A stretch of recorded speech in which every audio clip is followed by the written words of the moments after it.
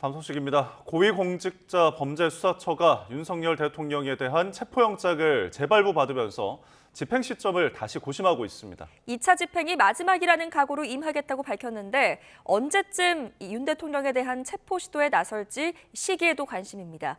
취재기자 연결합니다. 김태원 기자. 네, 고위공직자 범죄수사처입니다. 네, 공수처 현재 분위기 어떻습니까?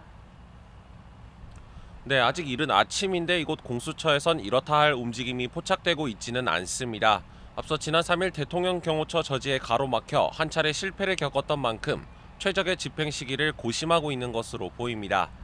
공수처가 어제 윤 대통령에 대한 체포영장을 다시 발부받으면서 영장 재집행이 다시 한번 가시권 안에 들어왔습니다.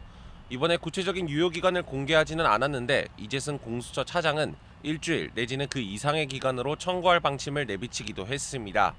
이에 따라 공수처는 경찰과 함께 조만간 이르면 이번 주 중 윤 대통령에 대한 체포에 나설 것으로 관측됩니다.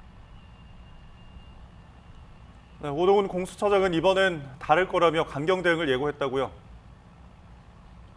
네, 오동훈 공수처장 어제 국회 법사위 현안 질의에 출석했는데요.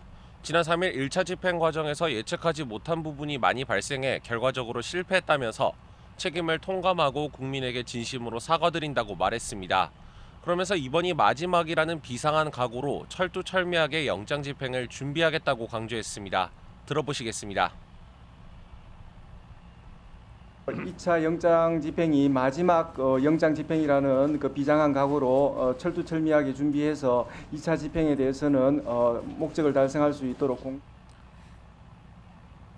2차 집행에선 총력전을 펼쳐서 윤 대통령의 신병을 반드시 확보하겠다는 것으로 해석되는데요.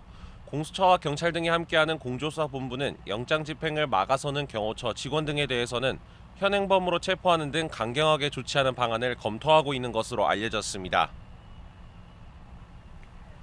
네, 그런데 윤 대통령이 실제 관저에 머물고 있는지에 대해서는 오 처장이 보고받지 못했다고 밝혔죠? 네, 마찬가지로 어제 국회 법사위에 출석해 이어간 발언입니다. 윤 대통령이 달아났을 가능성도 있다고 보느냐는 의원들의 거듭된 질문에 오 처장은 여러 가지 가능성에 대해서 생각하고 있다며 여지를 남겼습니다. 또 도주 의혹과 관련한 사실관계를 파악한 게 있느냐는 질의엔 정확하게 보고받은 것은 없지만 차량에 관한 이야기는 들었다고 답했습니다. 다만 윤 대통령이 관저에 머무르고 있을 가능성이 현재로서는 더 높아 보이는 만큼 이 같은 오 처장의 발언은 아직 구체적인 위치를 파악하지는 못했다는 의미로 해석됩니다.